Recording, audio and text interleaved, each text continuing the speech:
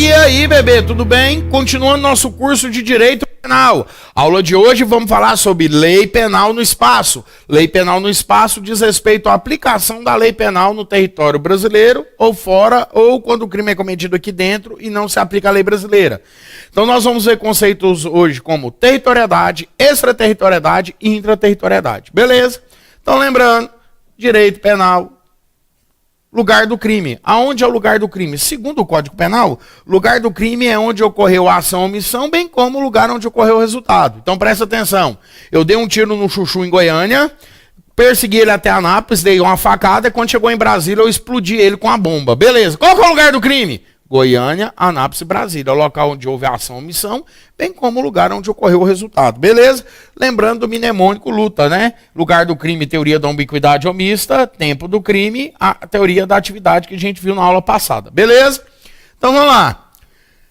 Brasil, então, adota a teoria da ubiquidade. No que diz respeito à aplicação da lei penal, a territorialidade, né? A territorialidade é aplicado o princípio ou teoria da territorialidade mitigada ou temperada, ou seja, aplica-se em regra para crimes cometidos no Brasil, o quê? A lei brasileira, salvo se disposição tiver em contrário em acordos e tratados internacionais. Então tem que observar os acordos e os tratados internacionais. Beleza? Quando eu estou falando de territorialidade, eu tenho que definir o território nacional. Então, o território, existe o território físico, olha que bonitinho meu mapa, e o território jurídico. O que é o território físico? É aquele mapa do Brasil que a gente vê, com os estados, bonitinho, o espaço territorial, mais o mar territorial, que seria essa faixa de 12 milhas marítimas aqui, mais o espaço aéreo correspondente, tá? Então aqui, tudo isso aqui é território físico.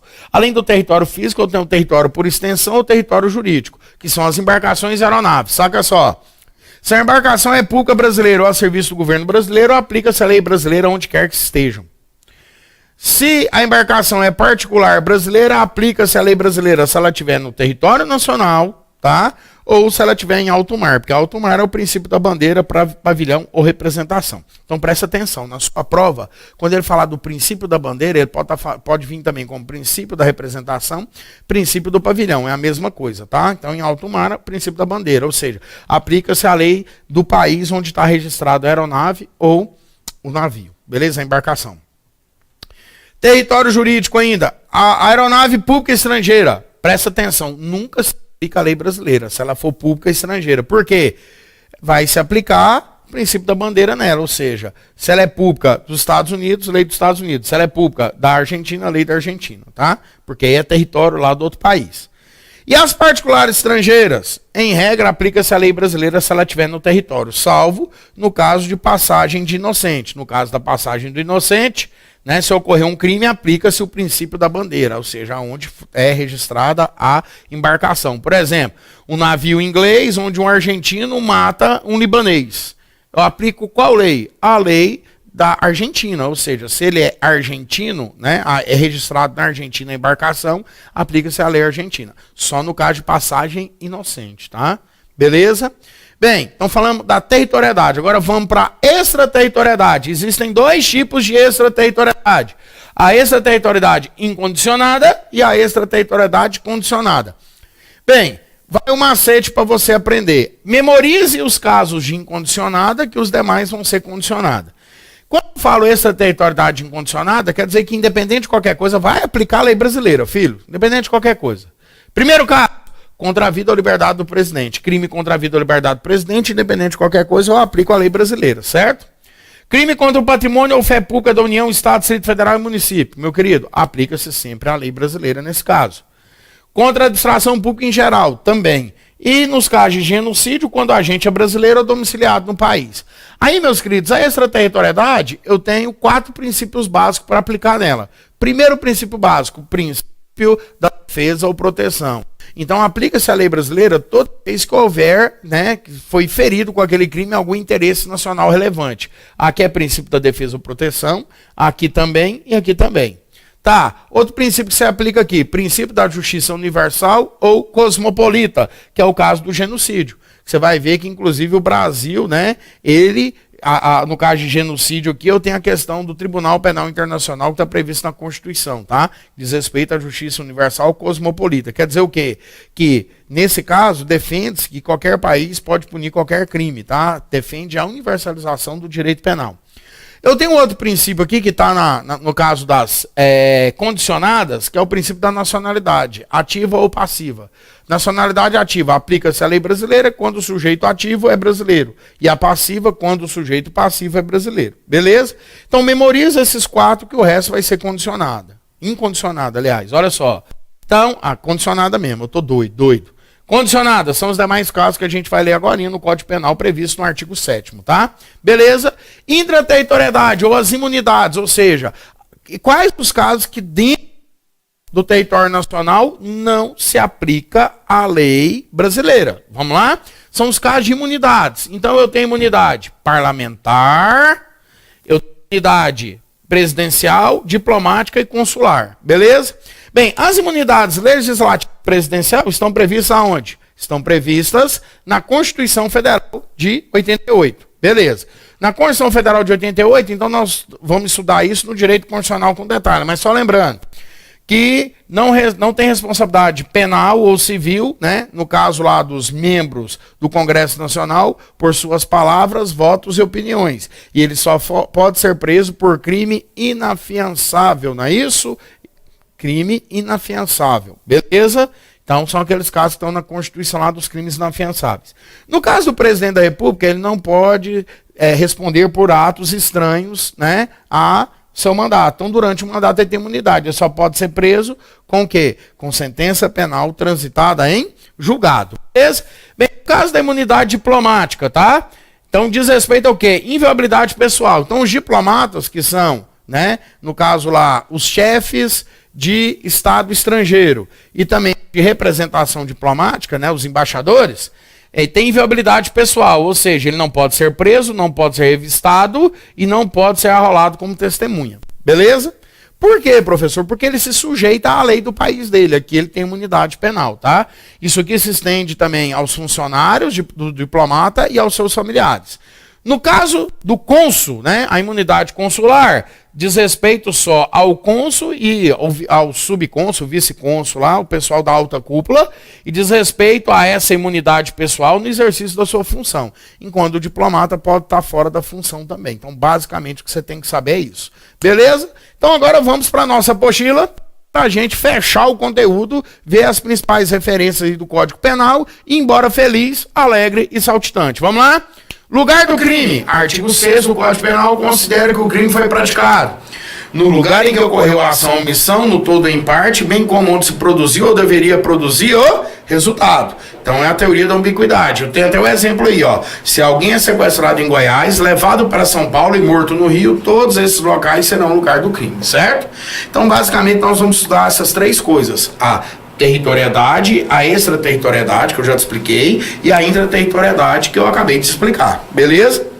Então, o Brasil adota para territorialidade mitigada ou temperada. O que fala o Código Penal no seu artigo 5º? Olha só, meu querido. Aplica-se a lei brasileira sem prejuízo das convenções, tratados e regras de direito internacional no crime cometido no território nacional. Então, ou seja, eu aplico a lei brasileira sem prejuízo das convenções e tratados. Por isso que ela é mitigada ou temperada, porque tem exceção.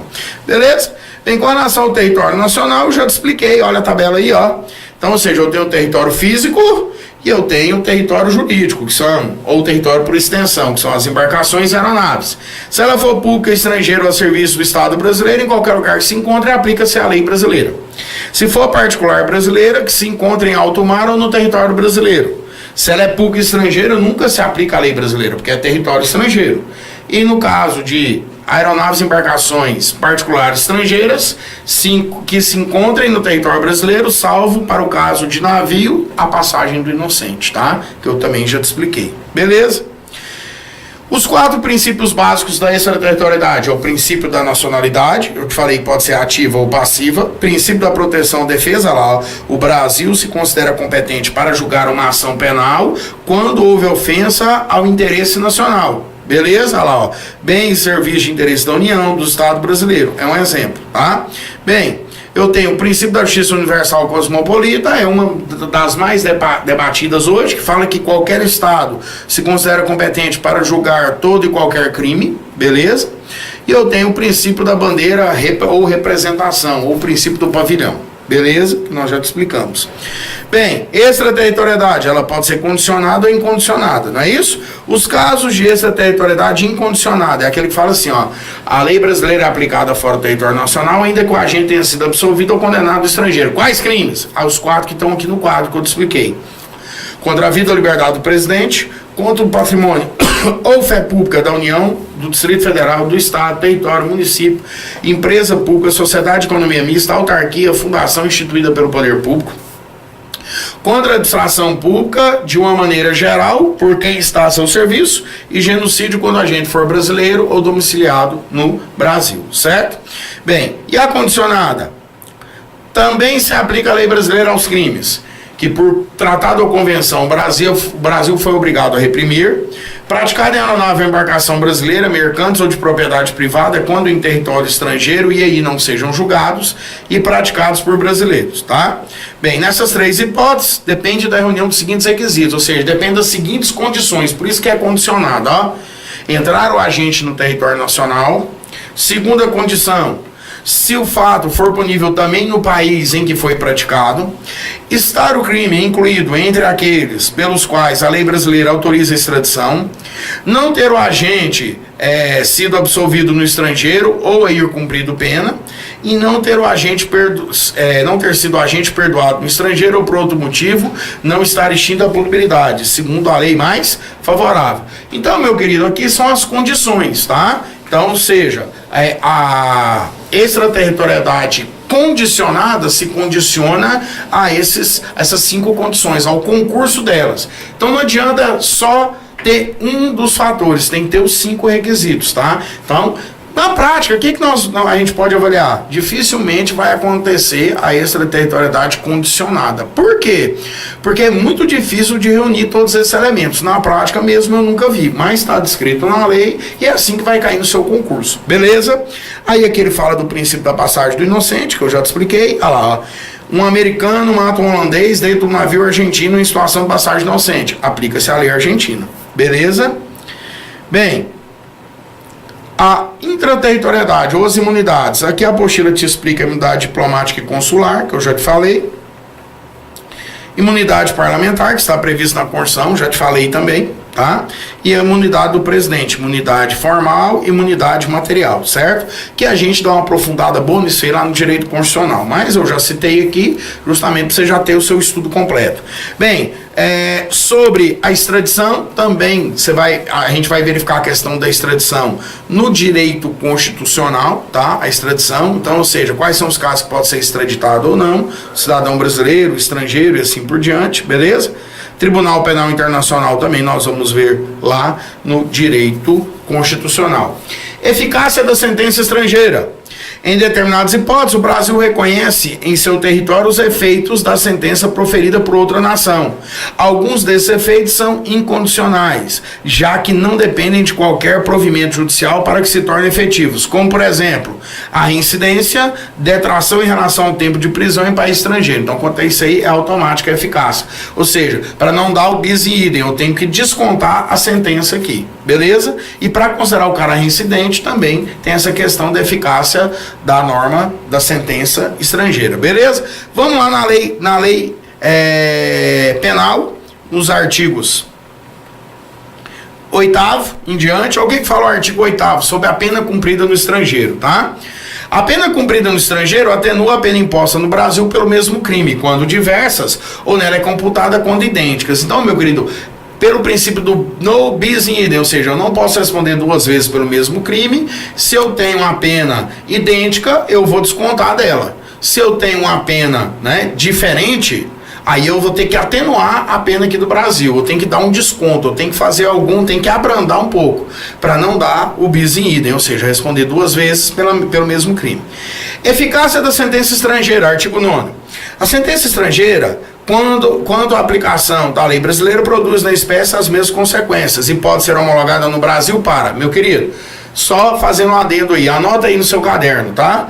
No caso de sentença estrangeira, a homologação é de competência do STJ, do Superior Tribunal de Justiça, e não do STF, como cai, se pergunta, o CESP afirma na prova e o neguinho vai lá e marca errado. Filho, se você for ver as atribuições lá no Poder Judiciário, no capítulo da Constituição, você vai ver. Homologação de sentença estrangeira é atribuição do STJ e não do STF. Beleza? Então, para que serve a homologação? Primeiro, obrigar o condenado à reparação do dano e à restituição e aos outros efeitos civis. Segundo, para sujeitá-lo à medida de segurança. Então, homologo para fazer uma dessas duas.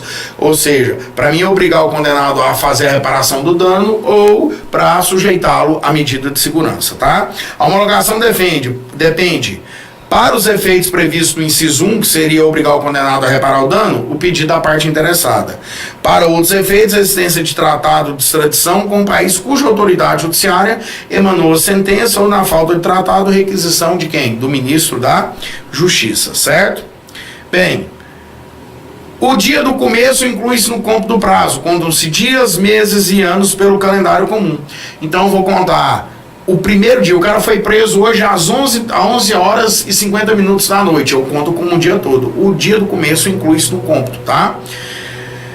Desprezam-se nas penas relativas à liberdade, restritiva direito às frações de dia e na pena de multa às frações de cruzeiro. Princípio da especialidade agora no artigo 12. As regras gerais desse código aplicam-se a fatos incriminados por lei especial, se essa não dispuser de modo diverso. Então aqui a gente fecha esse bloco, fecha essa parte introdutória do Código Penal. Próxima aula a gente já entra na teoria do crime. Aqui não, aqui é diferencial, meu irmão. Ou fui. Beleza?